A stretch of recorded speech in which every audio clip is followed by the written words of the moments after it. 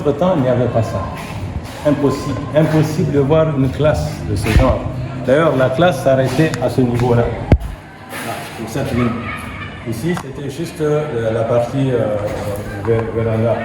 À l'occasion d'une visite chargée d'émotions, Boriata Roger, architecte de formation et ancien élève de Fort Archambault, aujourd'hui Sarr, a renoué avec les lieux marquants de son enfance. De passage dans sa ville natale, il s'est rendu dans son ancien jardin d'enfants, construit en 1947, avant de revisiter sa toute première salle de classe de CP1, située derrière un bâtiment ayant appartenu à Feu, le président Ngarta Tombalbaye. Je pense que tout a disparu.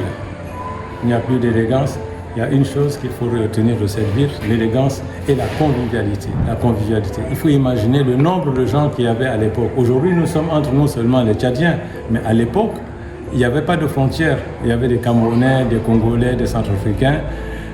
Celui qui voulait venir travailler dans un territoire, il allait, les Tchadiens qui travaillaient en Centrafrique, etc. Donc ce monde-là, pluriculturel, était là. Qu'est-ce qu'il fallait faire? Il ne pouvait que s'entendre. Et pour s'entendre, il faut qu'il y ait cette, cette concorde. Le mot concorde était très important. Et vous voyez, il y a des gens qu'on n'a pas cités, les Nigérians. Jusqu'aujourd'hui, vous avez les communautés nigérianes, Hausa, tout comme les communautés Ibo. Et tout ce monde-là s'est retrouvé ici à Fort Archambault.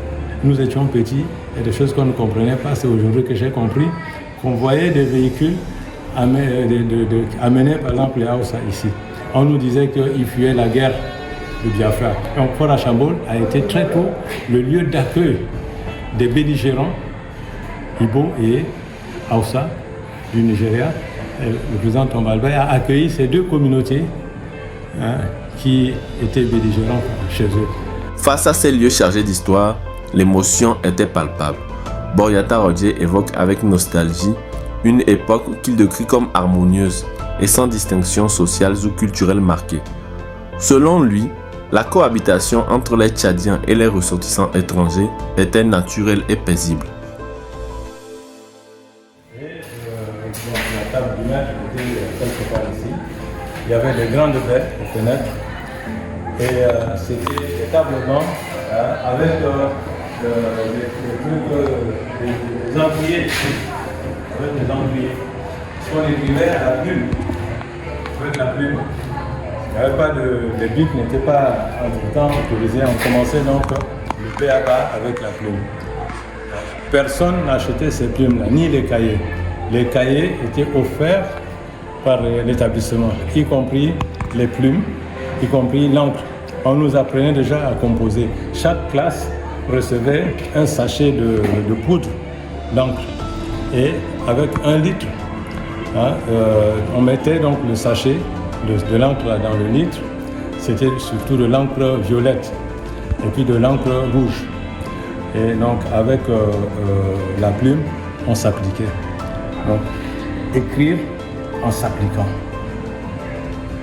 Et personne n'achetait quoi que ce soit, ni bic, ni crayon, ni cahier. C'était offert par l'administration. Alors parlez-nous un peu de l'éducation, comment ça se fait entre-temps? Oui, il y avait la rigueur. Alors, la rigueur, c'est à l'école primaire que des fois, il y avait la chicotte, mais cette chicotte était juste pour apeurer en fait les quelques élèves récalcitrants que nous étions. Je me classe parmi ces élèves-là. Mais ce n'était pas vraiment pour corriger.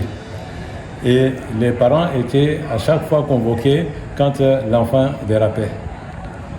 Donc ça, c'est aussi une particularité. Je ne sais pas si aujourd'hui, je crois qu'aujourd'hui ça continue, mais il y avait cette relation régulière entre l'école et nos parents. Cette convivialité, cette communication entre les parents et puis les élèves. Et la discipline et surtout aussi la tenue.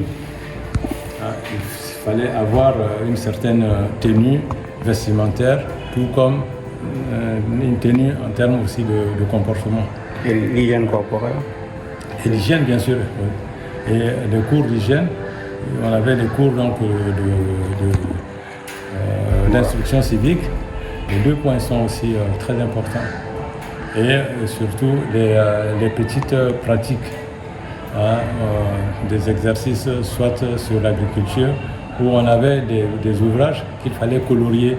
Et dans ces ouvrages, les dessins, par exemple, ça racontait l'histoire de l'agriculture ou l'histoire de l'élevage ou, par exemple, la connaissance des plantes, etc.